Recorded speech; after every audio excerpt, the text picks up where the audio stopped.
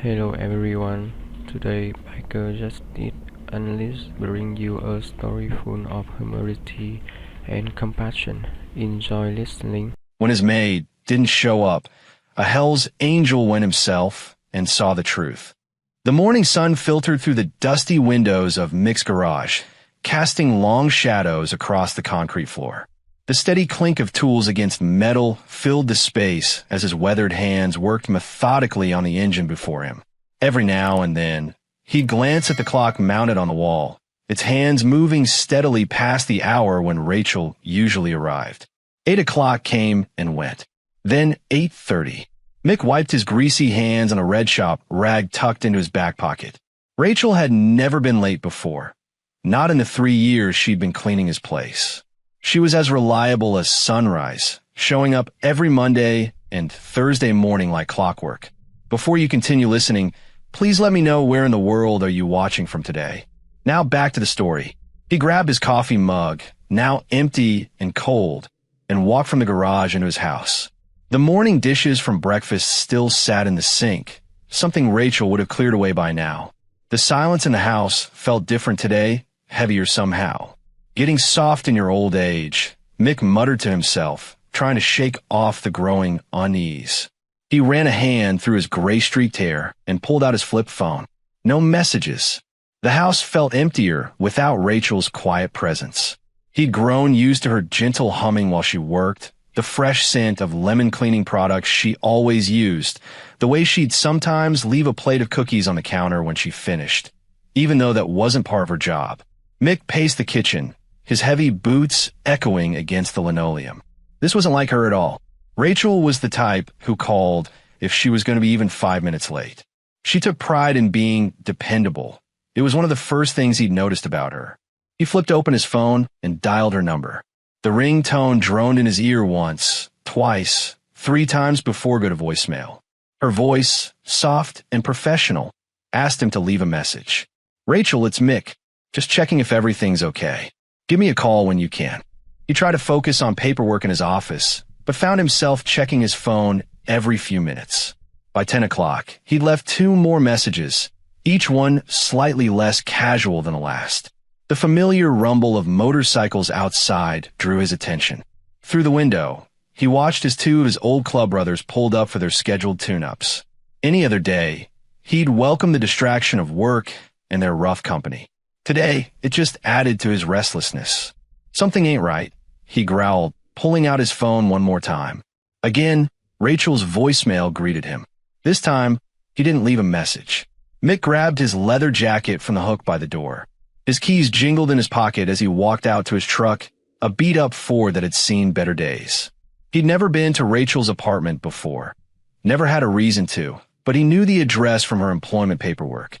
As he climbed into the driver's seat, he tried to tell himself he was being ridiculous. She was probably just sick, or maybe her kid had a school thing. But deep in his gut, where instinct lived, something felt wrong. In his years with the club, he'd learned to trust that feeling. The engine roared to life, and Mick pulled out of the driveway, leaving his scheduled appointments behind. Sometimes being there for people meant breaking routine, and Rachel had been more than just a maid for a long time now. She was friend, even if neither of them ever said it out loud. Mick's truck rumbled to a stop outside Rachel's apartment building, a worn-down complex with peeling paint and rusty railings. The neighborhood wasn't the worst in town, but had seen better days. Paper trash skittered across the cracked parking lot in the morning breeze. He took the stairs 2 at a time to the 2nd floor, his boots heavy against the metal steps. The walkway creaked under his weight as he moved past identical doors until he reached apartment 2C. Through thin walls, he could hear a TV blaring from somewhere down the hall and a baby crying in another unit. Mick's knuckles rapped against Rachel's door. "Rachel? It's Mick." His voice, usually gruff and commanding, came out softer than intended. No response came from inside. He knocked again, harder this time. The hollow sound echoed through the empty hallway. Still nothing. Pressing his ear to the door, he listened for any movement inside. A faint sound, maybe a whimper, caught his attention. "Rachel." His hand tested the doorknob. It turned slightly, not fully locked. Something cold settled in his stomach. I'm coming in, okay. The door resisted at first, like something was blocking it. Mick put his shoulder into it, pushing steadily until it gave way with a scraping sound. The sight that greeted him knocked the air from his lungs. Rachel lay crumpled on the floor near the entrance, partially hidden behind an overturned side table. Her usually neat brown hair was tangled, covering part of her face. She wore the same clothes he'd last seen her in, now wrinkled and stained. Jesus Christ, he breathed, dropping to one knee beside her. Rachel, she flinched at his movement, trying to turn her face away. But Mick had already seen the angry purple bruise blooming across her cheekbone, the split in her lower lip. Don't, she whispered, her voice hoarse. Please just go. Mick's hands hovered uncertainly over her, afraid to cause more harm. The apartment around them was a mess, pictures knocked off walls, a lamp shattered on the floor, cushions thrown across the room. Signs of violence everywhere. Who did this? He asked, though something in him already knew the answer. He'd seen this kind of scene before, back in his club days. Domestic violence had a particular look to it, a specific kind of chaos. Rachel struggled to sit up, wincing with each movement. Mick reached out to help her, but she shrank away from his touch. Tears mixed with mascara tracked down her cheeks. I can't, she started, then stopped, looking toward the door with frightened eyes. Rachel, Mick said, keeping his voice steady despite the anger building in his chest. Was it Greg? Did your husband do this? A sob escaped her as she nodded, finally meeting his eyes. The beautiful green eyes that usually sparkled when she smiled were now dull with fear and pain. He gets so angry sometimes, she whispered. I try to do everything right, but her hand trembled as she touched her split lip. He's been like this for months now. I didn't want anyone to know. Mick looked at Rachel, really looked at her. Beyond the fresh bruises, he could see older marks fading on her arms. How many times had she covered these up? How many days had she come to clean his house, hiding her pain behind a quiet smile? I should have seen it, he said, more to himself than to her. All those times she'd worn long sleeves in summer, the way she'd jump at sudden noises, how she'd stopped meeting his eyes lately. It all made terrible sense now. The apartment's silence was broken only by Rachel's shaky breathing as Mick gently helped her to her feet. She swayed slightly, steadying herself against his arm. Her small hand felt ice cold against his weathered skin. Let me get you some water, Mick said, scanning the kitchen. He found a clean glass in the dish rack and filled it at the tap. Rachel accepted it with trembling hands, taking small sips. How long has this been going on? Mick asked, pulling out a kitchen chair for her. The wooden legs scraped against the linoleum floor. Rachel sank into the seat, clutching the water glass like a lifeline. It started maybe 8 months ago. Little things at first. Pushing, grabbing my arm too hard. She paused, staring into the glass. Then it got worse. Mick's jaw clenched. He'd seen plenty of violence in his life, done plenty himself, but this was different. This was Rachel, kind, hardworking Rachel who'd never hurt anyone. You need to leave him, Mick said firmly. I've got connections. People who can help. We can get you somewhere safe today. Rachel's shoulders hunched. I can't, she whispered. Luke, he needs his father. And Greg, She swallowed hard. He said he'd find us if we ever left. Said he'd. Her voice broke. Listen to me. Mick leaned down, trying to catch her eye. I won't let him hurt you or Luke anymore. You hear me? Not ever again. Tears spilled down Rachel's cheeks. You don't know him, Mick. When he gets angry, she shuddered. He has friends in the police department. He'd find us. I know people too, Mick said quietly. Better people than any cop Greg knows. Trust me, Rachel. I can protect Dash. The front door suddenly burst open with a bang that made Rachel jump, spilling water across the table. Greg Matthews filled the doorframe, his face twisted with rage. What the hell is this? Greg snarled, stalking into the apartment. His eyes darted between Rachel and Mick, landing on Rachel's bruised face. Having company while I'm at work? Mick straightened to his full height, stepping between Greg and Rachel. Even in his mid-50s, Mick was an imposing figure, broad-shouldered and solid, with the kind of presence that made smarter men back down. "Back off," Mick growled, his voice low and dangerous. "You're done hurting her." Greg's lip curled into a sneer. "This is none of your business, old man. That's my wife you're getting cozy with." "Your wife?" Mick's voice was like gravel. "The woman you just beat? That wife." Behind him, Rachel made a small, frightened sound. Greg took a step forward, his fists clenched. "I'm warning you," Greg said. "Get out of my apartment and stay away from my family, or you'll regret it." "Is that a threat?" Mick didn't move an inch. Greg's eyes narrowed. "Yeah, it is. Ask around about me, Tank. I'm not someone you want to mess with." He jabbed a finger toward the door. "Now, get out." Mick held his ground for a long moment, measuring Greg's stance, the wild look in his eyes. Finally, he turned to Rachel, who sat frozen in her chair. "This isn't over," he told her softly. Then to Greg, "You touch her again, you'll answer to me." Greg watched with a triumphant smirk as Mick moved toward the door. Rachel remained at the table, her face pale, hands clasped tightly in her lap. As Mick passed Greg, the younger man leaned in close. "Stay away from what's mine," Greg hissed, "or I'll make sure you both pay for it." The tension in the apartment was thick enough to cut with a knife after Greg's departure. Rachel remained at the kitchen table, her shoulders shaking slightly as she tried to compose herself. Mick stood by the door, his hand still on the handle, torn between leaving and staying. A small creak from the hallway caught his attention. A bedroom door opened slowly, and a little boy with tousled brown hair peered out. Luke's eyes were wide and uncertain as he took in the scene. His mother at the table, the imposing figure of Mick by the door. "Luke, honey," Rachel called softly, her voice still trembling. "It's okay to come out now." The boy hesitated for a moment before padding across the worn carpet in his Superman pajamas. Instead of going to his mother, though, he walked straight to Mick. Looking up with those innocent eyes, Luke reached out and tugged at the hem of Mick's leather jacket.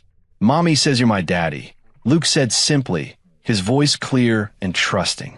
The words hit Mick like a physical blow. He felt the air leave his lungs as if he'd been punched. His weathered hands, usually so steady on a wrench or handlebar, trembled slightly at his sides. "Luke," Rachel gasped, pushing back her chair with a screech. Her face flushed deep red. I didn't." But Luke continued, unaware of the adult's discomfort. "She talks about you lots. Says you're strong and brave and help people. Like a daddy should." Mick swallowed hard, looking from the boy to Rachel, who had covered her face with her hands. He'd faced down rival gang members, dealt with corrupt cops, and survived more than his share of bar fights, but nothing had ever knocked him off balance quite like this. "I'm so sorry," Rachel whispered, finally dropping her hands. Her eyes were filled with fresh tears. "He must have overheard me talking to myself sometimes. When things got bad with Greg, I'd imagine someone different, someone kind. I never meant for him to hear." Luke wrapped his small fingers around Mick's calloused hand. The gesture was so innocent, so trusting, that Mick felt something crack inside his chest. This little boy, looking up at him with hope in his eyes, and his mother, broken but still fighting, they deserved so much better than the fear and pain Greg brought into their lives. "It's okay, kid." Mick finally managed, his gruff voice gentler than usual. He knelt down to Luke's level, meeting those earnest eyes. "I'm not your daddy, but I am your friend. And friends look out for each other, right?" Luke nodded solemnly. "Like Superman." "Yeah," Mick agreed, feeling the weight of the moment settle on his shoulders. "Like Superman." "Luke, sweetie," Rachel called, her voice steadier now. "Go get dressed for breakfast, okay?" The boy gave Mick's hand one final squeeze before scampering back to his room. In his wake, the apartment felt different somehow, the air charged with something more than just the aftermath of Greg's threats. Rachel stood, wrapping her arms around herself. "Mick, I'm so embarrassed. I never meant for any of this." But Mick shook his head, cutting her off. His jaw was set with new determination as he looked at her. The tough exterior he usually wore like armor had softened, just slightly, but his eyes held steel. 3 days after Greg's outburst, Mick pulled up to Rachel's apartment complex on his Harley. The rumble of his motorcycle had become a familiar sound in the quiet neighborhood. He carried a paper bag filled with groceries, bread, milk, and some fresh fruit he'd picked up on the way. The security of the building hadn't improved, but at least Rachel had changed the locks on her door. She opened it before he could knock, a small smile playing on her lips despite the fading bruise on her cheek. "You don't have to keep bringing us food," she said, but stepped aside to let him in. "Someone's got to make sure you both eat proper." Mick's gruff voice carried through the small apartment as he set the bag on the kitchen counter. "Where's the kid?" "Drawing in his room. You've been working on something all afternoon." Rachel started unpacking the groceries, her movements more relaxed than they had been days ago.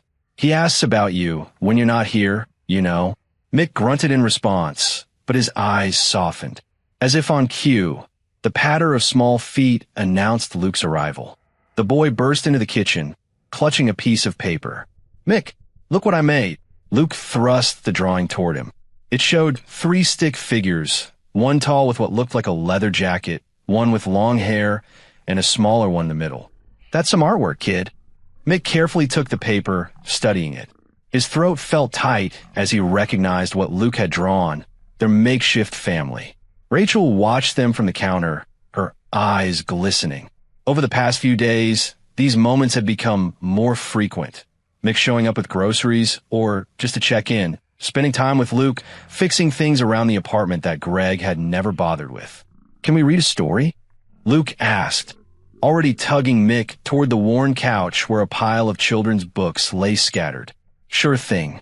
Mick settled onto the couch, his large frame making the furniture seem smaller. Luke scrambled up beside him, picking out a book about dinosaurs. From the kitchen, Rachel began preparing dinner, the gentle sounds of cooking mixing with Mick's deep voice as he read.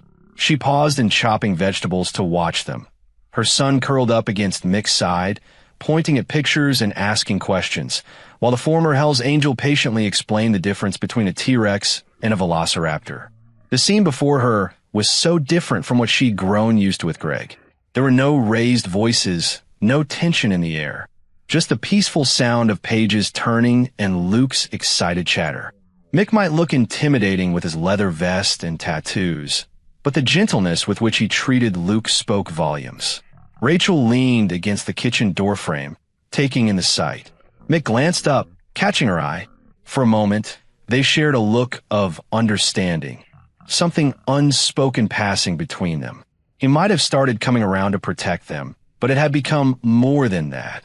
In this quiet moment, with the evening sun streaming through the windows and Luke's happy chatter filling the air, they both felt it, the beginning of something neither of them had expected. Luke snuggled closer to Mick, pointing at another picture in the book, and Mick returned his attention to the story, his voice rumbling low and steady through the peaceful apartment. The afternoon sun cast long shadows through Rachel's apartment windows when 3 sharp knocks echoed through the small space. Luke, who had been playing with his toy cars on the floor, jumped at the sound. Rachel froze, her hands gripping the dish towel she'd been holding. Mick rose from his spot on the couch, where he'd been watching Luke play. "I'll get it," he said, his voice steady but firm. Rachel nodded, quickly gathering Luke and heading toward the bedroom. The knocking came again, more insistent this time. Mick's weathered boots crossed the worn carpet with purposeful steps. He opened the door to find Greg standing there, his face twisted with anger. "What are you doing here?" Greg spat, trying to look past Mick's broad shoulders into the apartment. Mick didn't budge from the doorway. His large frame filled the space completely, blocking Greg's view. "Could ask you the same thing," he replied, his voice low and controlled. Greg's face reddened. "That's my wife in there. My son. You got no right being here." "Way I see it," Mick said, crossing his arms over his chest. "You lost any rights when you decided to use your fists on Rachel." Greg stepped forward, getting in Mick's face. His breath smelled of alcohol. "You threatening me, old man? You think because you ride with the angels, you can come here and play house with my family?" Mick didn't flinch. He'd faced down worse than Greg in his time. "Not playing anything. I'm making sure they're safe. From you. Safe." Greg let out a harsh laugh. "They're mine. Rachel knows that. She'll never leave. She's nothing without me." Mick's jaw tightened. He uncrossed his arms, letting them hang loose at his sides. "Here's what's going to happen," he said, his voice dropping even lower. "You're going to turn around and walk away. You're not going to come back here. You're not going to call. You're not going to get anywhere near Rachel or Luke." "Or what?" Greg sneered, but there was a flicker of uncertainty in his eyes. "Or you'll find out exactly why they call me the Tank." Mick took a single step forward, and despite being older, his presence made Greg stumble back. "And trust me, you don't want that." They stood there for a moment, tension crackling between them. Finally, Greg's facade cracked. He took another step back, pointing his finger at Mick. "This isn't over," he snarled, then turned and stalked away down the hallway. Mick waited until Greg's footsteps faded before closing and locking the door. He found Rachel standing in the bedroom doorway, Luke clutching her leg. Her face was pale, but she stood straight. "He's gone," Mick said, his voice gentler now. Rachel nodded, running her hand through Luke's hair. "I heard what he said, about me being nothing without him." "Hey," Mick moved closer, making sure to keep his movements slow and non-threatening. "You know that's not true. You're raising a great kid. You work hard. You're strong, Rachel. Stronger than he'll ever be." Tears welled up in Rachel's eyes, but she blinked them back. Luke looked up at her, then at Mick. "Is the bad man gone?" he asked in a small voice. "Yeah, buddy," Mick answered. "He's gone. And I'm not letting him hurt your mom again. Promise." Mick sat at his kitchen table, nursing a cup of black coffee as dawn broke outside his window. His phone lay next to him, and he'd been staring at it for the better part of an hour. Finally, he picked it up and dialed a number he hadn't used in months. "Bear? Yeah, it's Tank. Need your help with something." Mick's gruff voice softened slightly. "Remember that favor you owe me from Reno?" He listened for a moment, then nodded. "Got a situation. Friend of mine needs to disappear for a while." "Yeah, that kind of situation." Bear's deep voice rumbled through the phone, asking questions. Mick answered each one carefully, explaining Rachel's situation without revealing too many details. When he finished, there was a long pause. "Thanks, brother. I'll be by the clubhouse later." Mick finished his coffee and grabbed his leather jacket. The morning air was crisp as he climbed onto his Harley, the familiar rumble of the engine settling his nerves. 20 minutes later, he pulled into the parking lot of the Hells Angels clubhouse. Bear was waiting outside, a mountain of a man with a gray beard that reached his chest. Next to him stood Whiskey, the club's treasurer, a lean man with sharp eyes who knew how to make money disappear and reappear where needed. "Thank," Bear nodded as Mick dismounted. "Been a while." "Yeah," Mick agreed, following them inside. The clubhouse was quiet this early, smelling of stale beer and leather. They settled around a worn wooden table in the back room. Whiskey pulled out a notebook. "Tell us what you need." "New identity papers," Mick began, counting off on his fingers. "Bank account that can't be traced. Safe house, at least temporary. And maybe some muscle if things go south." Bear leaned back in his chair. "This woman must be special if you're calling in favors." Mick's face remained neutral. "She's got a kid, 6 years old. Husband's been using her as a punching bag." Whiskey's pen stopped moving. "Shit, yeah." Mick rubbed his face. "She works for me. Been cleaning my place for years. Good woman. Doesn't deserve what's happening to her." Bear and Whiskey exchanged looks. They'd known Mick long enough to know he didn't get involved unless something really mattered. "I know some people," Whiskey said finally. "Can get the papers done in a week. Clean work will pass any inspection. Safe house might take longer," Bear added. "But I got a cabin up north that'll work for now. Remote. Secure." Mick nodded, relief washing over him. "Appreciate it, brothers." They spent the next hour working out details. Whiskey made calls, speaking in hushed tones about birth certificates and social security numbers. Bear drew a rough map to the cabin, marking the security features he'd installed. Later, back in his garage, Mick sat on his workbench, surrounded by the familiar smell of oil and metal. Tools hung in neat rows on the wall, everything in its place. His life had been like that too, ordered, predictable, safe. Now he was planning an escape route for a woman and her son, potentially putting himself in the crosshairs of an angry ex-husband. He picked up a wrench, feeling its weight in his hand. The quiet life he'd built since stepping back from the club was about to get complicated. But when he thought of Rachel's bruised face, of Luke's innocent trust, he knew there was no turning back. The wrench clicked against the metal toolbox as he set it down. He had resources now, a plan forming. It wouldn't be easy, but nothing worth doing ever was. The small brick building looked ordinary enough from the outside. Sarah Chun, the safe house coordinator, met Mick in the parking lot. She was a petite woman in her 40s with kind eyes and practical clothing. "Mr. Dunn," she extended her hand. "Thank you for coming." Mick shook it, noticing her firm grip. "Just Mick is fine." Sarah led him through a heavy metal door, explaining the security features as they walked. "We have cameras covering every entrance and the perimeter. The windows are reinforced, and there's a panic button in each room that connects directly to the police station." The interior was simple but clean, with soft beige walls and comfortable furniture. Sarah showed him the common area first, a living room with well-worn couches and a small TV. "The residents share the kitchen and living spaces," she explained, "but each family has their own bedroom and bathroom." She paused by a window, demonstrating the lock. "These can only be opened from the inside, and we have security screens installed." Mick nodded, taking everything in. The place felt secure, but not prison-like.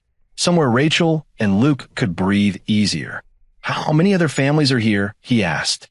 "Currently 2, both with children." Sarah's voice softened. "The kids tend to bond quickly. It helps them feel less alone." They climbed the stairs to the second floor. Sarah opened the door to an empty room. 2 beds sat against opposite walls, with a small dresser between them. Sunlight streamed through the window, warming the blue bedspread. "This would be their room," Sarah said. "We provide basic necessities, toiletries, some clothing if needed. There's a playroom down the hall for the children." Mick walked to the window, checking the view. The parking lot was visible, but trees provided some privacy. "And the staff. We have someone on site 24/7, plus regular security patrols." Sarah pulled out some papers. "We also offer counseling services and help with legal matters." They went through the paperwork, discussing rules and procedures. "No visitors without advance approval. Sign in and sign out required. Regular check-ins with staff." Back in the common area, Sarah handed Mick her card. "When will they be coming?" "Need to talk to Rachel first," Mick said. "Make sure she's ready." Sarah nodded, understanding. It's a big step. Some women need time to process it. Later that afternoon, Mick sat with Rachel at her kitchen table while Luke napped in the other room. He described the safe house, watching her face as she took in the information. "It's temporary," he assured her, "just until we figure out something permanent." Rachel twisted her wedding ring, a nervous habit. "What if Greg finds out? He'll be furious. That's why the security's so tight." Mick leaned forward. "Rachel, you need somewhere safe. Both of you do." She glanced toward Luke's room, tears welling in her eyes. "I know. It's just, everything's happening so fast. Take the night to think about it," Mick said gently. "But remember what happened last time. We might not be so lucky next time." Rachel wiped her eyes and nodded slowly. "You're right." She took a deep breath. "Okay, we'll go. Tomorrow." "Tomorrow," Mick agreed. "I'll help you pack tonight." Rachel's hands shook slightly as she reached for her coffee cup. What if it's not enough? What if he still finds us? Rachel stood in the small bedroom, unpacking Luke's favorite dinosaur pajamas into the dresser drawer. The worn cotton felt familiar under her fingers, a small comfort in this strange new place. Through the window, she could hear children playing in the communal backyard, their laughter floating up like dandelion seeds on the breeze. "Mommy, can I go play?" Luke bounced on his new bed, clutching his stuffed T-Rex. Rachel managed to smile. "After we finish unpacking, sweetie." A knock at the door made her jump, but it was just Mick carrying 2 paper bags from the grocery store. "Thought you might need some supplies," he said, setting them on the small table by the window. "You didn't have to do that," Rachel said, but gratitude warmed her voice. "Got Luke's favorite cereal," Mick said, pulling out a box of Fruit Loops. Luke's eyes lit up, and he scrambled off the bed to hug Mick's legs. "Thank you." Luke beamed up at him. Rachel watched them together, her heart aching with a mixture of sadness and hope. Over the next few days, Mick became a constant presence, visiting morning and evening. He'd bring little treats for Luke and check on their needs, making sure they were settling in okay. One evening, after Luke had gone to bed, Rachel and Mick sat in the common room. The TV hummed quietly in the background, more for comfort than entertainment. Other residents had retired for the night, leaving them alone with their thoughts. "I used to dream of opening a bakery," Rachel said suddenly, her voice barely above a whisper. "Before I met Greg, I loved creating things, making people happy with something as simple as a fresh loaf of bread." Mick listened quietly, his presence steady and reassuring. Greg said it was stupid. Rachel twisted her hands in her lap, said I'd fail. After a while, I stopped talking about it, stopped thinking about it, even. "It's not stupid," Mick said firmly. "You're good with your hands. I've seen those cookies you make for Luke." Rachel smiled faintly. "Sometimes, when Greg was away on business trips, I'd bake all day. The apartment would smell like vanilla and cinnamon. Luke would help me decorate the cookies." She trailed off, lost in the memory. "You could do it again," Mick suggested. "Start fresh. There's nothing stopping you now." Rachel looked up at him, her eyes wide with surprise and something else, a flicker of possibility. "I wouldn't even know where to begin." "One step at a time," Mick said. "Sarah mentioned they have programs here, help with job training and small business planning." Rachel was quiet for a long moment, staring into her tea as if reading her future in the leaves. "Sometimes I imagine what it would be like," she admitted. "A little shop with windows full of pastries. Luke doing his homework at one of the tables after school." Her voice grew stronger with each word. "Making my own decisions. Being free. That could be real," Mick said softly. "All of it." Rachel closed her eyes, letting herself truly picture it for the first time in years. A life without fear, without walking on eggshells, without Greg's constant criticism crushing her dreams into dust. "Maybe," she whispered, and for once, the word felt like a beginning rather than an excuse. The afternoon sun cast long shadows across the safe house's parking lot as Rachel helped Luke with his homework at the small kitchen table. Her fingers traced the edge of her coffee mug, still warm from her second cup of the day.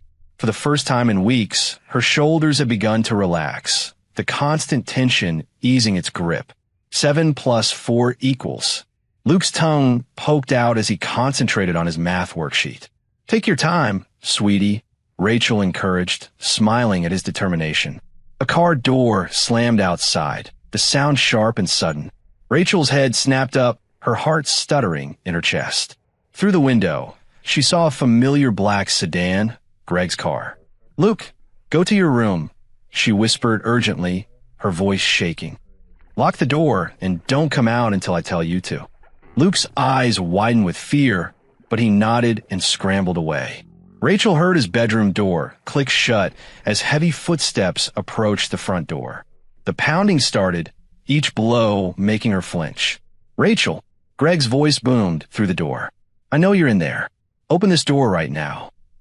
Rachel backed away, her hands trembling as she fumbled for her phone. She pressed Mick's number with shaking fingers. "You think you could just take my son?" Greg shouted, his fist continuing to hammer against the door. "You think you can hide from me?" "Please," Rachel whispered into the phone when Mick answered. "He's here. Greg found us. I'm 5 minutes away," Mick's gruff voice replied. "Stay inside. Don't open the door." The wood around the door frame began to splinter. Sarah, the house coordinator, appeared from her office, phone in hand. "The police are on their way," she assured Rachel, ushering her toward the back of the house. Greg's shoulders burst through the weakening door just as Mick's motorcycle roared into the parking lot. Rachel watched through the window as Mick dismounted, his massive frame moving with surprising speed toward the entrance. "Get away from that door," Mick's voice growled, deep and threatening. Greg spun around, his face contorted with rage. "This is none of your business, old man. My wife and son are in there. They don't want to see you," Mick said, stepping between Greg and the broken door. "Leave now while you still can." Greg's laugh was ugly. "Or what? You'll stop me? You're nothing but a washed-up biker playing hero." The first punch came fast, Greg's fist connecting with Mick's jaw, but Mick barely flinched. Instead, he grabbed Greg's shirt and shoved him backward, away from the house. "I won't let you hurt them anymore," Mick said, his voice steady despite the blood trickling from his split lip. Greg charged, tackling Mick into the side of his car. The impact was brutal, and Rachel heard Mick grunt in pain. But he stayed on his feet, blocking Greg's wild swings with practiced ease. The fight turned savage.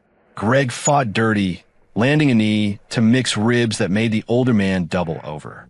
Taking advantage, Greg slammed his elbow into Mick's back, sending him to the ground. But even as Mick fell, police sirens wailed in the distance, getting closer.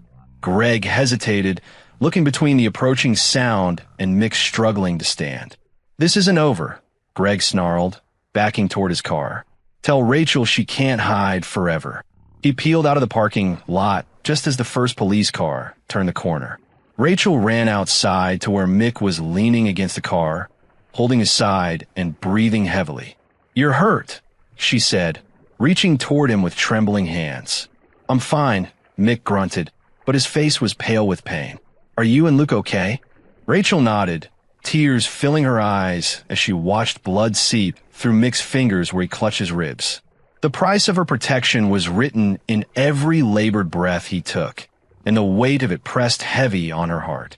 The emergency room lights cast harsh shadows across Mick's bruised face as he sat on the examination table. His ribs were wrapped tight with bandages, and every breath came with a sharp reminder of the fight. The doctor had confirmed 2 cracked ribs and severe bruising, ordering him to rest for at least a week. Rachel paced the small room, her arms wrapped around herself. "This is all my fault," she whispered, her voice thick with guilt. "I should never have involved you in this mess." Mick watched her, noting how she wouldn't meet his eyes. "Rachel," he said, his gruff voice softer than usual. "Sit down." She shook her head, continuing her nervous movement. "Look at you, Mick. You're hurt because of me, because I brought my problems to your doorstep." Her fingers twisted together anxiously. Maybe I should just go back. It would be easier for everyone." "Stop right there," Mick growled, wincing as he straightened up. "Don't you dare think about going back to him." "But I can't keep putting you in danger," Rachel insisted, finally turning to face him. Her eyes were red-rimmed, tears threatening to spill. "You hire me to clean your house, not to fight your battles. This isn't your responsibility." Mick's weathered face softened. "Come here," he said, patting the chair next to the examination table. Rachel hesitated before slowly making her way over. She sat down, her shoulders hunched with the weight of her guilt. "You remember the first day you came to work for me?" Mick asked, adjusting his position to ease the pain in his side. "You were scared of me. Most people are. But you showed up anyway, because you needed to provide for Luke." Rachel nodded, a small smile breaking through her worry. "You were so grumpy. I thought you'd fire me after the first day. But I didn't," Mick continued, "because I saw something in you, strength. The same strength I see now." He reached out, his large hand covering hers. "You're not just my maid, Rachel. You and Luke, you become family." "Mick," Rachel's voice cracked. "Let me finish," he said firmly. "These injuries? They're nothing compared to what Greg would do to you if you went back. I live a long life, made plenty of mistakes. But protecting you and Luke, that's not one of them." Tears slipped down Rachel's cheeks. "But what if he comes back? What if he hurts you worse next time?" "Then I'll handle it," Mick said simply. "You're worth fighting for, Rachel. Both of you are. And I won't back down, no matter what Greg tries." Rachel looked up at him, really looked at him for the first time since the fight. Beyond the bruises and the tough exterior, she saw the unwavering determination in his eyes. This wasn't just about obligation or duty. This was about genuine care and protection. "I don't know what Luke and I did to deserve someone like you in our lives," she whispered. Mick squeezed her hand gently. "You survived. You stayed strong. And now it's time to let someone else be strong for you for a while." Rachel sat on the edge of her bed in the safe house, holding an old photograph in her trembling hands. The picture showed her and Greg on their wedding day, both smiling, both full of hopes and dreams. She barely recognized that hopeful young woman anymore. Sunlight filtered through the curtains, casting warm patterns on the bedroom floor. Rachel touched her cheek, where a faded bruise still lingered. How many bruises had there been over the years? Too many to count. Each one had come with an apology, a promise it would never happen again, and then, inevitably, another outburst. She placed the photo face down on the nightstand. Her mind drifted to the first time Greg had hit her. It was over something so small, dinner being late. She made excuses for him then, told herself he was just stressed from work.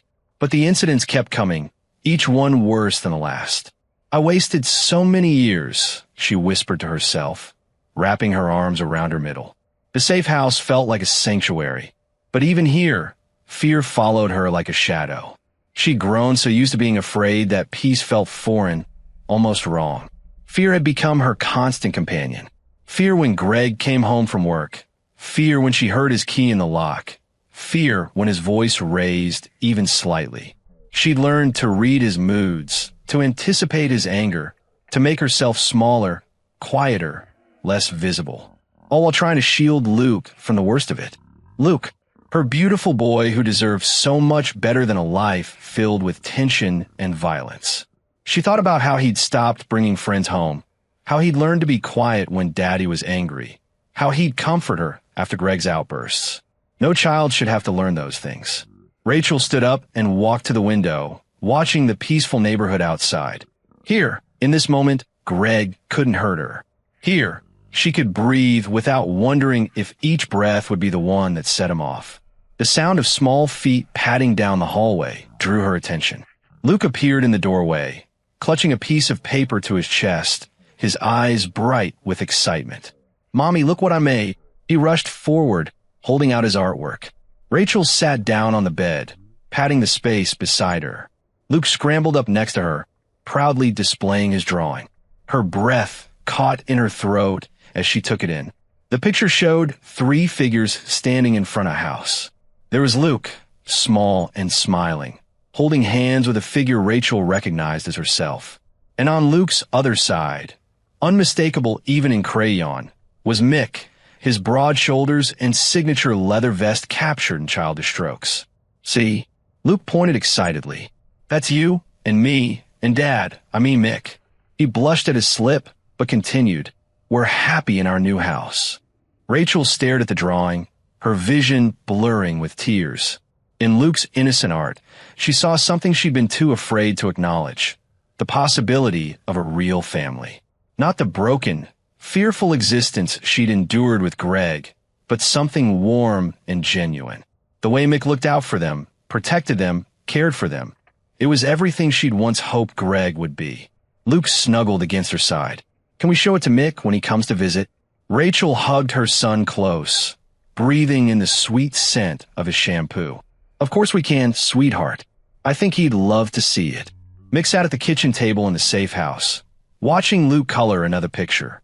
The boy's small hands moved deliberately across the paper, his tongue sticking out slightly in concentration. It was moments like these that made Mick's heart swell in ways he'd never expected. "What are you drawing there, buddy?" Mick leaned forward, his large frame making the chair creak beneath him. Luke held up his artwork proudly. "It's your motorcycle. See the flames I drew on the side?" His eyes sparkled with enthusiasm. "Can you take me for a ride someday?" Mick glanced toward the living room, where Rachel was folding laundry, pretending not to listen. "Well, that's something we'd have to ask your mom about." He ruffled Luke's hair gently. "But maybe when you're a bit older." Luke nodded seriously, returning to his drawing. Mick noticed how the boy had started mimicking some of his mannerisms. The way he'd scratch his chin when thinking, or cross his arms when trying to look tough. It both warmed and terrified him. He'd never thought of himself as father material, but here he was becoming exactly that. Rachel walked into the kitchen with a basket of clean clothes. "Luke, honey, time to get ready for bed." Mom, can I stay up a little longer? Mick's teaching me about motorcycles." Luke's plea was accompanied by his best puppy dog eyes. Rachel's expression softened, but she stood firm. "School tomorrow, remember? Say goodnight to Mick." Luke slid off his chair and wrapped his arms around Mick's waist in a tight hug. "Night, Mick. Will you come back tomorrow?" "You bet, kid." Mick's voice was gruff with emotion. "Sleep tight." After Luke disappeared down the hallway, Rachel began putting away the dishes from dinner. Mick stood up to help, falling into their comfortable routine. They worked in companionable silence until Rachel spoke softly. He adores you, you know. She placed a plate in the cabinet, not meeting Mick's eyes. I've never seen him take to someone like this. Mick dried another dish carefully. He's a great kid, Rachel. You've done an amazing job with him, considering. He trailed off, not wanting to mention Greg. Rachel paused, her hands gripping the edge of the sink. I worry sometimes about how all this is affecting him, about whether I'm doing the right thing. Hey, Mick set down the towel and turned to face her. You're giving him a chance at a normal life, a safe life. That's everything. They moved to the living room, settling onto the worn couch. The evening light cast long shadows across the floor, and somewhere in the distance, a car horn honked. I never thought I'd have someone like you in our lives, Rachel admitted quietly. Someone who just cares, without wanting anything in return. Mick shifted uncomfortably and used such direct, emotional conversations. You and Luke, he cleared his throat. You're family now, whether you want to be or not. His attempt at gruff humor made Rachel smile. Luke showed me his drawing yesterday, she said. The one of all of us together. He drew you as part of our family. Mick's heart clenched. He remembered his own childhood, how he'd never had a stable father figure. Rachel, I know I'm not. I'm just trying to help however I can. Rachel reached out and touched his arm lightly. You're doing more than that, Mick. You're showing him what a real man should be, what a father should be. The words hung between them, full of meaning. Mick looked at Rachel, seeing not just the woman he'd hired as his maid years ago, but someone who had become deeply important to him, someone he wanted to protect and care for, along with her son. Rachel fidgeted with a loose thread on her sweater, the silence between them growing heavier with unspoken thoughts. The lamp in the corner cast a warm glow across the living room, making shadows dance on the walls. Sometimes, she began, her voice barely above a whisper, I lie awake at night, wondering if I'll ever be able to trust someone again. She glanced toward Luke's bedroom door, making sure it was closed. Not just for me, but for Luke. Mick shifted on the couch, turning to face her more directly. His weathered face showed concern, but he remained quiet, letting her continue. You know what I always wanted? Rachel's eyes grew distant. A family that fell whole. Not perfect, I know that doesn't exist, but whole. The kind where you wake up on Sunday mornings and make pancakes together. Where you can laugh without being afraid. Her voice cracked slightly. Where your child doesn't have to tiptoe around his own home. She wiped quickly at her eyes with the back of her hand. Greg took that away from us. He made everything feel broken. And now, even though we're away from him, I still feel. She struggled to find the right words. Damage, Mick offered softly. Rachel nodded. Yes, and I worry about Luke. He's so young, but he's seen so much. The way he lights up when you're around. She took a shaky breath. It scares me sometimes how much he needs that father figure in his life. How much he needs you. Mick's hands, rough from years of working on engines, clasped together in his lap. Rachel, No, please, she interrupted. Let me finish. I need to say this. She straightened her shoulders. I've spent years being afraid. Afraid of Greg. Afraid of leaving. Afraid of staying. But now I'm afraid of something else. I'm afraid of letting someone in again, of trusting that they won't hurt us like Greg did. The clock on the wall ticked steadily, marking the seconds of silence between them. From Luke's room came the soft sound of his nightlight humming. When Luke draws those pictures of us, of you with us, Rachel's voice grew softer. He's drawing his dream too, a family that feels whole. And sometimes when you're here, reading to him or teaching him about engines, or just sitting here like this, she gestured to the space between them. It feels like maybe that dream isn't so impossible. Mick sat quietly for a moment, processing her words. His usual gruff exterior softened as he looked at her. Rachel, I ain't good at fancy words or explaining feelings. He ran a hand through his gray-streaked hair. But I want you to know something. He turned to face her fully, his eyes meeting hers with unwavering certainty. I may not be what anyone would pick for a father figure. Hell, most people cross the street when they see me coming. A ghost of a smile crossed his face. But you and Luke, you're family now. I don't walk away from family. Rachel's eyes welled with tears, but Mick wasn't finished. I can't promise I'll do everything right, but I can promise I'm not going anywhere. Not unless you tell me to. You and that boy in there. He nodded toward Luke's room. You're stuck with me. Rachel sat at the kitchen table, staring at the stack of divorce papers in front of her. The morning sun streamed through the window, casting long shadows across the legal documents that would change her life forever.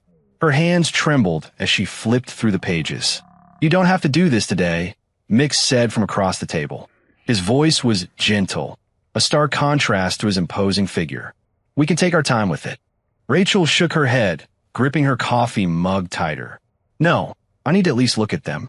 I owe it to Luke. She glanced toward her son's room, where he was still sleeping, and to myself. Mick nodded, pulling out a chair and sitting down. The wooden seat creaked under his weight. My buddy Tom, the lawyer I told you about, he says these papers are pretty straightforward.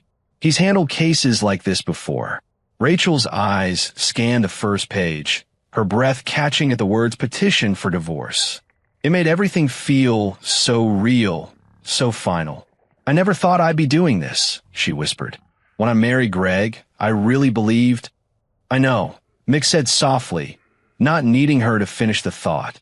She flipped to the next page, her finger tracing down the lines of legal jargon. There's so much to figure out. Where we'll live, what I'll do for work. She paused, biting her lip. Greg's not going to make this easy. That's why we've got Tom, Mick reminded her. And why you've got me. He reached into his jacket pocket and pulled out a small notebook. I've been asking around. There's a few apartments in safe neighborhoods that might work for you and Luke. And my friend Sarah owns a bookstore downtown. She's looking for help. Rachel looked up from the papers, surprised. You've been doing all that. Mick shrugged, looking slightly embarrassed. Just keeping my ears open is all. She felt a wave of gratitude wash over her. I don't know how to thank you, Mick. For everything.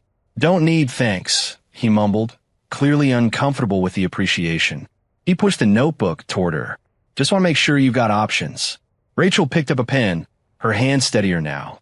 She started filling out the preliminary information on the divorce papers, each stroke of the pen feeling like a small act of defiance against the fear that had controlled her for so long. You know what's strange? She said, pausing in her writing. For the first time in years, I'm starting to remember who I used to be. Before Greg, I had all these dreams. I wanted to own my own business someday, maybe a little cafe. Mick leaned back in his chair, listening. I used to think those dreams were gone forever, she continued, her voice growing stronger. But now, I don't know, maybe they're not. She returned to the paperwork, working through each section methodically. Mick stayed quiet, offering help only when she asked for it. As the morning wore on, Rachel felt something shifting inside her, a growing sense of possibility, of strength. When Luke wandered out of his room, rubbing sleep from his eyes, Rachel was nearly finished with the initial forms. She looked up at her son, then at Mick, and for the first time in years, she felt like she was doing more than just surviving. She was taking control of her life again. Rachel stood in front of the courthouse, clutching the manila envelope containing her divorce papers. The morning air was crisp, and her breath formed small clouds in front of her face. Mick's solid presence beside her helped steady her nerves. You ready? He asked, his gravelly voice gentle. She nodded, though her hands shook slightly. Luke's okay at Sarah's bookstore. Sarah said she'd keep him busy shelving books in the kids section. He's having a blast. Mick adjusted his leather jacket, looking somewhat out of place in the formal setting of the courthouse steps. They walked through the heavy wooden doors together. The courthouse bustled with morning activity, lawyers in suits hurrying past, court officers directing traffic, people waiting on wooden benches. Rachel held the envelope tighter. At the clerk's window, a middle-aged woman with kind eyes greeted them. How can I help you today? I'm here to file for divorce, Rachel said. Her voice came out stronger than she expected. The clerk nodded professionally and began explaining the process. Rachel listened carefully, signing where indicated. Mick stood nearby, his presence reassuring without being intrusive. There will be a filing fee, the clerk mentioned. Before Rachel could reach for her purse, Mick stepped forward. I've got it covered. He pulled out his wallet, ignoring Rachel's protest. "Mick, you don't have to." "I want to," he said firmly. "Consider it an investment in your future." The clerk processed the payment and handed Rachel a receipt along with copies of her paperwork. "Once these are processed, your husband will be served with papers. Do you have somewhere safe to stay?" Rachel nodded. "Yes, we're taken care of." She glanced at Mick, who had arranged for the safe house and extra security measures. As they walked back through the courthouse lobby, Rachel felt lighter somehow. Years of fear and uncertainty seemed to lift from her shoulders with each step. "Tom says Greg should be served the papers by tomorrow," Mick said, referring to his lawyer friend. "The restraining order will be delivered at the same time."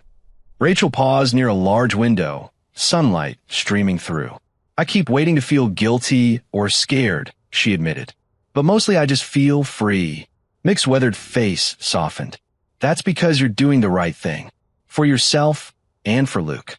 She looked down at the papers in her hands, official proof that she was taking control of her life. "When Greg and I got married, I thought I was starting my real life. But now I realize." She took a deep breath. "Now, I'm actually starting it." They walked out of the courthouse together. The morning had warmed up, and the sun felt good on Rachel's face. She stopped at the bottom of the steps, turning to face Mick. "Thank you," she said simply, "for being here, for everything." Mick shuffled his feet, uncomfortable with the gratitude but standing firm. "You did all the hard work. I just provided backup." Rachel smiled, knowing he was wrong about that, but letting it go. She tucked the papers safely in her bag and squared her shoulders. "Let's go pick up Luke. I promised him ice cream after his first day helping at the bookstore." As they walked to Mick's truck, Rachel felt something she hadn't experienced in years: hope. The divorce papers were filed, the wheels were in motion, and for the first time in longer than she could remember, she was the one steering her life. The evening shadows stretched across the safe house's small front yard. Rachel was washing dishes, watching Luke play with his toy cars on the living room floor through the kitchen doorway. The gentle clink of plates and the sound of Luke's car engine noises created a peaceful atmosphere, until a car door slammed outside. Rachel's hands froze in the soapy water. Through the kitchen window, she saw Greg's blue sedan parked crookedly in the driveway. Her heart hammered against her ribs as she quickly dried her hands. "Luke, sweetie," she called, trying to keep her voice steady. "Go to your room and close the door, okay?" Luke looked up, his eyes wide with understanding beyond his years. He gathered his toys and hurried down the hallway, just as heavy footsteps thundered up the front porch steps. The front door burst open, crashing against the wall. Greg stood in the doorway, his face red with anger, crumpled divorce papers clutched in his fist. "You think you can just walk away?" he snarled, waving the papers. "After everything I've done for you?" Rachel backed away, her hands trembling. "Greg, please leave. There's a restraining order." "A restraining order?" He laughed bitterly, taking a step forward. "You hide behind a piece of paper while you destroy our family?" "You destroyed this family," Rachel said, surprised by the steadiness in her voice. "Every time you raised your hand to me, every time you made Luke cry." "Shut up." Greg lunged forward, grabbing Rachel's arm. She tried to pull away, but his grip tightened painfully. The sound of a motorcycle engine roared in the driveway. Greg's head snapped toward the window, his grip loosening just enough for Rachel to wrench free. She stumbled backward, putting the kitchen counter between them. Heavy boots clomped up the porch steps, and Mick's massive frame filled the doorway. His face darkened when he saw Greg. "Let me guess," Greg sneered, turning to face him. The knight in shining leather coming to the rescue? "Get out," Mick said, his voice low and dangerous. "You're not welcome here." Greg's face twisted with rage. "This is between me and my wife." "Ex-wife," Mick corrected him. "And if you don't leave right now, you're going to have bigger problems than divorce papers." Greg took a threatening step toward Mick. "Is that right? You in what army?" The rumble of multiple motorcycles filled the air.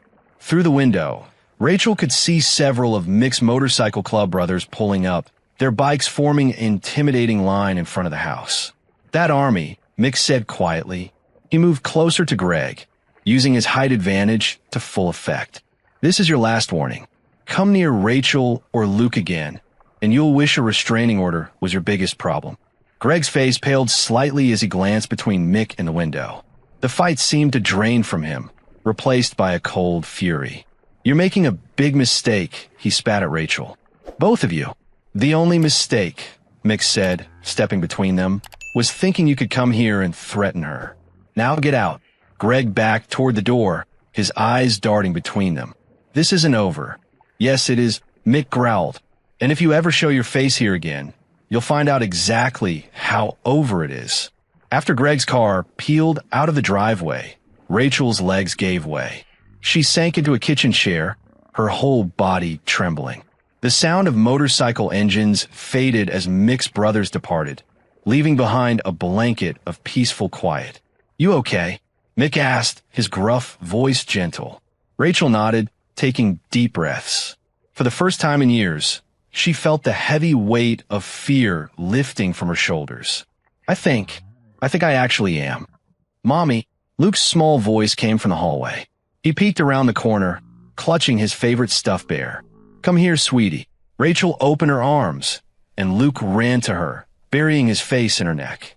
She held him close, breathing in the familiar scent of his shampoo. Everything's okay now. I promise.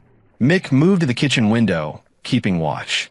The afternoon sun streamed through the glass, casting warm patches on the linoleum floor. Rachel watched as Luke's tension slowly melted away, his small body relaxing in her arms. Can we draw now? Luke asked, lifting his head. His eyes were bright with hope, no longer shadowed by fear. Of course we can. Rachel smiled, really smiled for what felt like the first time in forever. She caught Mick watching them. His usually stern face softened with something that looked like tenderness. Luke scrambled down from Rachel's lap and ran to get his art supplies. He returned with paper and crayons, spreading them across the kitchen table. Rachel sat beside him, picking up a blue crayon. What should we draw? She asked. Our house, Luke said decisively. A new one, with a big yard and a tree swing. Rachel's heart swelled. She watched as Luke drew with determination, his tongue sticking out slightly in concentration. He added a bright yellow sun in the corner, fluffy clouds, and 3 stick figures standing in front of the house. Who's that? Rachel asked, pointing to the figures. That's you, Luke explained, pointing to the tallest stick figure. And that's me. His finger moved to the smallest one. Then he pointed to the third figure, drawn significantly larger than the others. And that's Mick. Mick shifted his weight by the window, clearly touched but trying not to show it. Rachel caught his eye and smiled softly. It's perfect, she told Luke, running her hand through his hair. They spent the next hour drawing together, Luke chattering happily about all the things they could do in their new life. Rachel joined in, allowing herself to imagine possibilities that had seemed impossible just days ago. They could have a garden. Luke could join a soccer team. She could maybe even start that small business she'd always dreamed about. Mick remained by the window, a steady, protective presence. But his usual tension had eased, and he occasionally offered quiet comments about Luke's artwork. When Luke proudly showed him a drawing of a motorcycle, which looked more like a squiggly rectangle with circles, Mick's face broke into a rare smile. The afternoon light began to soften, casting long shadows across the kitchen floor. Rachel looked around at the peaceful scene, her son happily coloring, Mick's protective presence, the quiet that no longer felt threatening, and felt something unfamiliar bloom in her chest. It took her a moment to recognize it. Hope. For the first time since she could remember, she wasn't scanning the room for escape routes or listening for angry footsteps. She was simply present, enjoying this moment with her son and the man who had helped give them their freedom. The morning sun cast long shadows across the parking lot as Mick's pickup truck pulled up to the small apartment complex.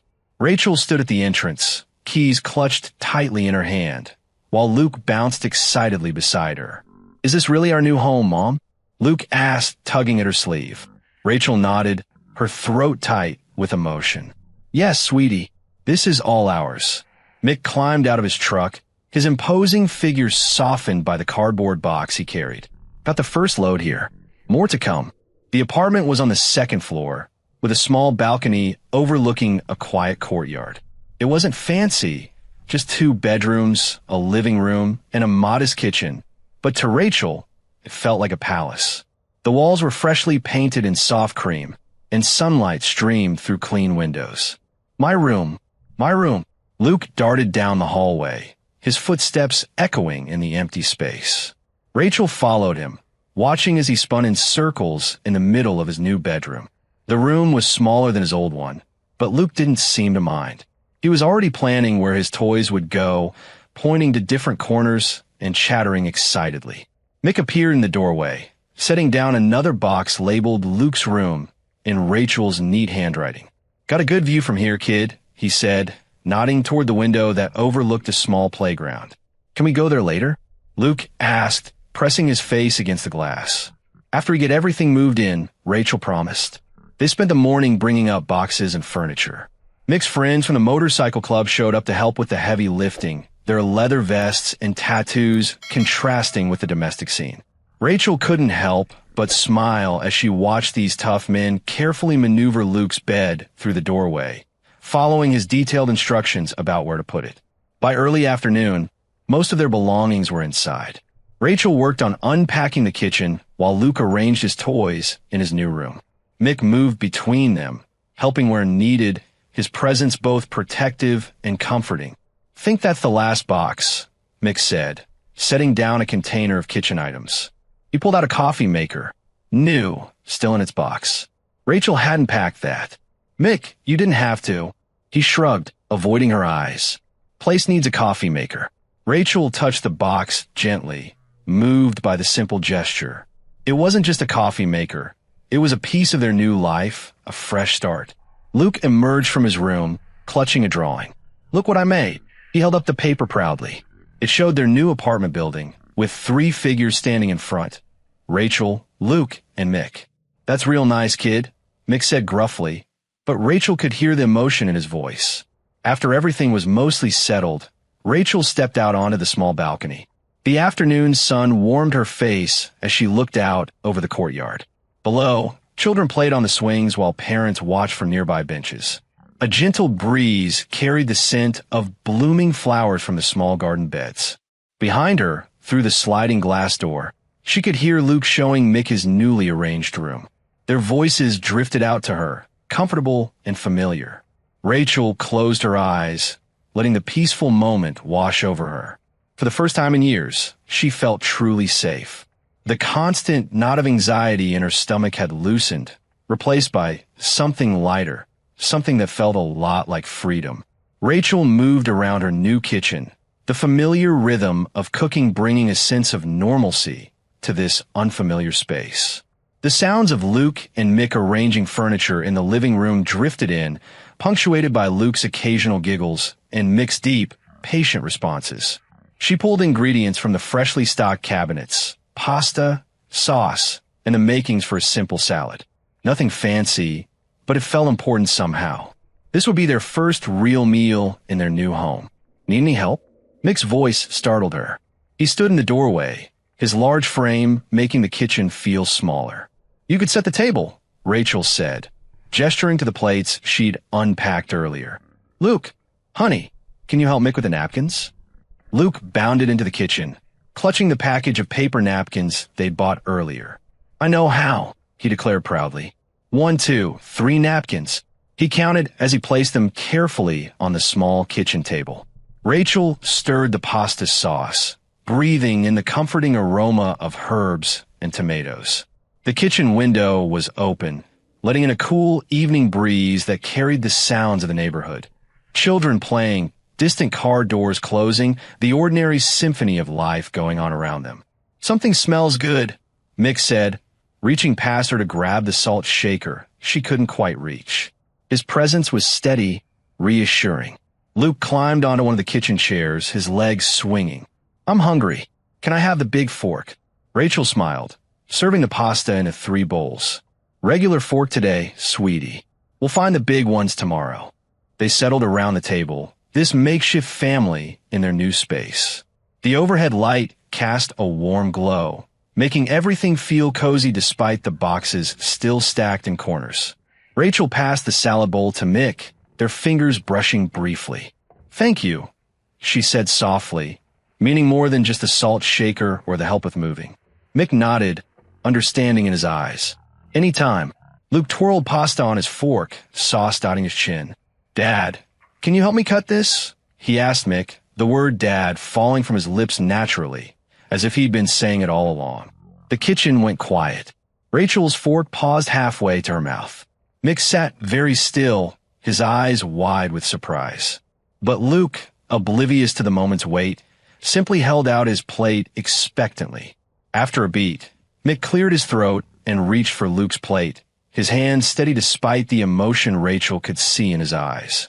"Sure, kid," Mick said, his voice rougher than usual. "Let me show you how to twirl it around your fork instead." Rachel watched as Mick demonstrated the proper pasta eating technique to Luke, who copied his movements with intense concentration. Something warm bloomed in her chest at the sight. Not panic or fear, but a feeling of rightness, of pieces falling into place. Mick caught her eye across the table, and in his expression, she saw the same mix of surprise and pride she felt. This wasn't what any of them had expected, but somehow, in this simple moment around a kitchen table, with sauce-smeared faces and paper napkins, they'd found something real. Luke continued chattering about his day, the word dad peppered naturally throughout his conversation now, each time making Mick's eyes soften just a little more. Rachel reached for the salad, her hand steady, her heart full. The evening sun cast long shadows through the living room windows as Rachel sat on her new couch, her legs tucked beneath her. Mick occupied the armchair across from her, his large frame making the furniture seem smaller than it was. Luke had gone to bed an hour ago, leaving them in a comfortable silence that felt both familiar and new. "I've been thinking," Rachel said, fidgeting with the hem of her sleeve, "about what comes next." Mick leaned forward, his elbows resting on his knees. "Yeah." His voice was gentle, encouraging. "Before Greg." She paused, took a deep breath. "I have plans. I wanted to do something with my life. Be someone Luke could look up to." "He already looks up to you," Mick said firmly. "You're the strongest person I know." Rachel smiled, though her eyes glistened with tears. "That means a lot, coming from you." She uncurled herself from the couch and walked to the window, looking out at the quiet street below. "I used to dream about becoming a nurse. I even started taking classes, but then Greg." She shook her head. "He said it was a waste of time." Mick's jaw tightened, but he kept his voice steady. "Greg was wrong about a lot of things. I know that now." Rachel turned back to face him. "Being here, starting over, it's made me realize how much I gave up, how much I let him take from me." "It's not too late," Mick said. He stood up and moved closer, careful to give her space. "You can still do all those things." "I'm scared," Rachel admitted. "What if I fail? What if I can't handle school and taking care of Luke?" "You won't be doing it alone." Mick's voice was firm but gentle. "I'm here, whatever you need." Rachel looked at him, really looked at him, this man who had become so much more than just her former employer. "Why do you care so much?" Mick shifted, uncomfortable with expressing his feelings, but pushing through anyway. "Because you deserve it. You and Luke both deserve someone in your corner." "I never thought I'd trust anyone again," Rachel said softly. "After Greg, I was so sure I'd spend the rest of my life just existing, being careful, being afraid. And now, she smiled, a real smile that reached her eyes. "Now I'm starting to believe in possibilities again. Like maybe I could actually do it, go back to school, become a nurse." "You could," Mick nodded. "You're smart, determined. Those are good qualities for a nurse." Rachel moved back to the couch, feeling lighter somehow. "I need to look into programs, financial aid." She started making mental lists, something she hadn't done in years. "Luke would need after-school care sometimes." "I could help with that," Mick offered. "Pick him up, watch him while you're in class." Rachel felt tears prick at her eyes again, but these were different, tears of gratitude, of hope. "You do that?" "Of course I would." Mick's gruff exterior softened. "That's what?" He hesitated, then continued. "That's what family does." The word family hung in the air between them, fragile but full of promise. Rachel found herself sharing more of her dreams. Not just about nursing school, but about the kind of life she wanted to build, the example she wanted to set for Luke. Mick listened, offering quiet support and practical suggestions when needed. As they talked, Rachel felt something she hadn't experienced in years: the freedom to dream, to plan, to hope. And with every word of encouragement from Mick, those dreams felt less like distant wishes and more like achievable goals. The Saturday morning sun streamed through the kitchen windows as Rachel flipped pancakes on the griddle. The sweet smell of maple syrup filled the air, mixing with the aroma of fresh coffee. Luke sat at the small kitchen table, his colored pencils scattered across its surface as he worked on another drawing. Mick stood by the counter, sipping his coffee, watching the scene with quiet contentment. These weekend mornings had become a ritual over the past few weeks. Breakfast together, followed by whatever simple activities the day might bring. "Can we go to the park later?" Luke asked, not looking up from his artwork. "I want to show Dad my new soccer moves." Rachel's hand paused briefly over the griddle, still adjusting to hearing Luke call Mick Dad. Each time felt like a gift, a sign that they were healing, becoming whole. "Sure thing, buddy," Mick replied, his gruff voice softening the way it always did when he spoke to Luke. After breakfast, Rachel placed a stack of pancakes on the table, watching as Luke eagerly reached for them. "Remember to use your fork, sweetie," she reminded him gently. As they settled around the table, Rachel couldn't help but marvel at how natural it all felt. The way Mick helped Luke cut his pancakes, the comfortable silence as they ate, the small looks of understanding that passed between them. "This is nice," Rachel said softly, more to herself than anyone else. Mick looked up, catching her eye. "It is." He cleared his throat. "Never thought I'd have this, you know. A family." "Me neither," Rachel admitted, reaching across the table to squeeze his hand. "At least not like this. Not something real." Luke looked up from his plate, syrup dripping from his chin. "We're a real family now, right? Like in my drawings." Rachel's heart swelled as she remembered the pictures Luke had been creating lately. Always three figures together, always smiling, always holding hands. "Yeah, buddy," Mick answered, his voice rough with emotion. "We're a real family. Even though you weren't always my dad," Luke asked innocently. Mick set his coffee down, choosing his words carefully. "Family isn't always about who you start with, Luke. Sometimes it's about who you choose to love and protect." Rachel felt tears prick at her eyes. "That's right, sweetheart. Family is about being there for each other, caring for each other. Like how Dad protects us?" Luke asked, his young face serious. "And how you make us breakfast and help me with homework?" "Exactly like that." Rachel smiled, wiping away a stray tear. Luke pushed his chair back from the table and walked over to where Mick and Rachel sat. Without warning, he threw his arms around both of them, pulling them into an awkward but heartfelt group hug. "I love you, Mom and Dad," he said simply, his voice muffled against them. Rachel's eyes met Mick's over Luke's head, and she saw her own emotions reflected there: gratitude, love, and the fierce desire to protect this precious thing they'd found together. The morning sun continued to stream through the windows, warming them as they held each other, a family bound not by blood but by choice and love. Rachel stood in the empty storefront, her footsteps echoing on the hardwood floors. Sunlight filtered through the large front windows, illuminating dust motes dancing in the air. The space wasn't much, just a small shop in a quiet neighborhood. But to her, it represented everything she'd been too afraid to dream about before. "What do you think?" Mick asked, his large frame filling the doorway behind her. "It's got good bones, decent location." Rachel ran her hand along the counter, imagining it filled with displays of her handmade soaps and lotions. For years, she'd made these items in her kitchen, sharing them with friends who always told her she should sell them. But Greg had laughed at the idea, called it stupid. "I think it's perfect," she whispered, afraid speaking too loudly might make the dream disappear. Luke darted around the space, his sneakers squeaking on the floor. "Can I help in the store, Mom? I could be your assistant."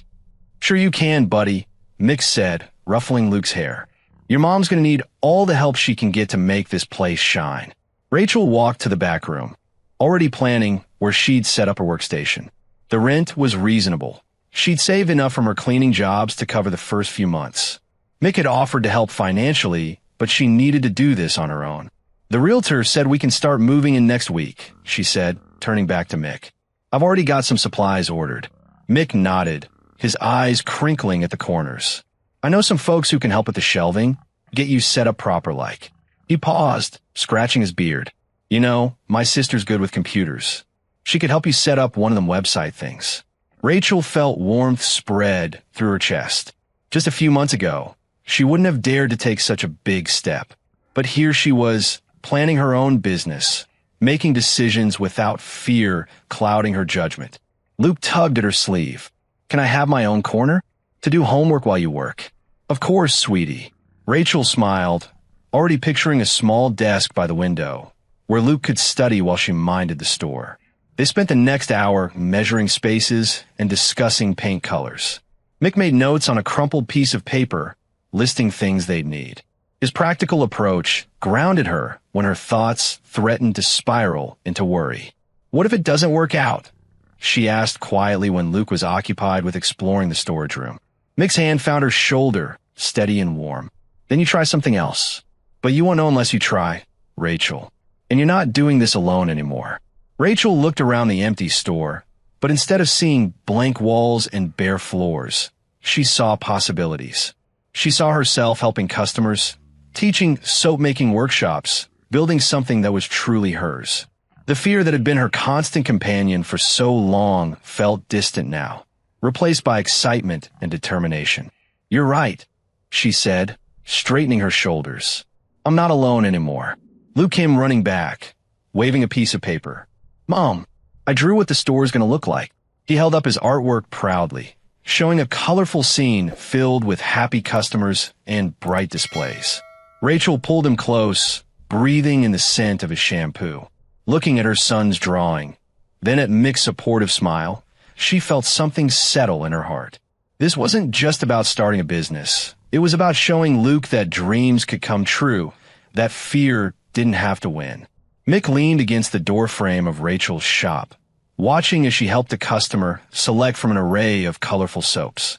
Her eyes sparkled when she spoke about the ingredients, her hands moving gracefully as she explained the benefits of lavender and chamomile. The timid woman he'd first met years ago had blossomed into someone confident and strong. Luke sat at his special corner desk by the window, tongue sticking out slightly as he concentrated on his homework. Sunlight caught his dark hair, making it shine. Every now and then, he'd look up and catch Mick's eye, offering a bright smile that never failed to warm the old biker's heart. The shop had become more than just a business. It was a symbol of their fresh start. The walls, painted in soft blues and greens, displayed shelves of Rachel's handmade products. The scent of essential oils and herbs filled the air, creating a peaceful atmosphere that drew people in. Regular customers had become friends, and word of mouth had turned Rachel's little dream into a thriving business. Mick remembered the day Rachel had first opened the shop doors. She'd been trembling, worried no one would come. But they did come, and they kept coming back. Now, 3 months later, she could barely keep up with the demand for her products. The customer left with a paper bag full of purchases, and Rachel turned to Mick with a smile that made his chest tighten. She'd stopped trying to hide her happiness, stopped looking over her shoulder in fear. The shadows under her eyes had faded, replaced by a healthy glow that spoke of peaceful nights and worry-free days. Ready for lunch? She asked, walking over to where he stood. Luke perked up at the mention of food, already packing away his books. Can we go to the park? Please. Rachel checked her watch. I suppose we could take a long lunch today. Sales have been good. They locked up the shop, and Mick fell in a step beside them as they walked toward the nearby park.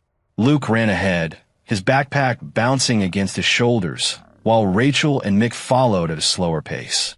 The spring air was crisp and clean, carrying the scent of blooming flowers. After they'd eaten their sandwiches on a park bench, Rachel headed back to the shop, leaving Mick and Luke to enjoy the afternoon sunshine. Luke reached for Mick's hand naturally, the way he'd been doing more and more lately, and they set off down the winding path. Dad, Luke said, the word still new but feeling more right each time he used it. Can you teach me to fix bikes like you do? Mick squeezed the small hand in his. When you're a bit older, buddy, we'll start with something simple first. They walked in comfortable silence, passing other families enjoying the warm day. A few years ago, Mick would never have imagined himself here, holding the hand of a 6-year-old who called him dad, being part of a family that had chosen him as much as he'd chosen them. Luke stopped to watch a butterfly, his face full of wonder.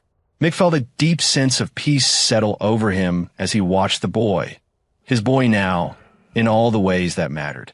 The park stretched before them, green and peaceful, a perfect backdrop to this quiet moment between father and son. Rachel's shop bell would ring again soon, welcoming more customers. Their home would fill with the sounds of dinner preparation and homework questions. But for now, this moment was enough. This simple walk in the park with his son, this life they'd built together, this family bound not by blood but by love and choice. I hope you like this story. Please share what's your favorite part of the story and where in the world you are watching from. Have a wonderful day.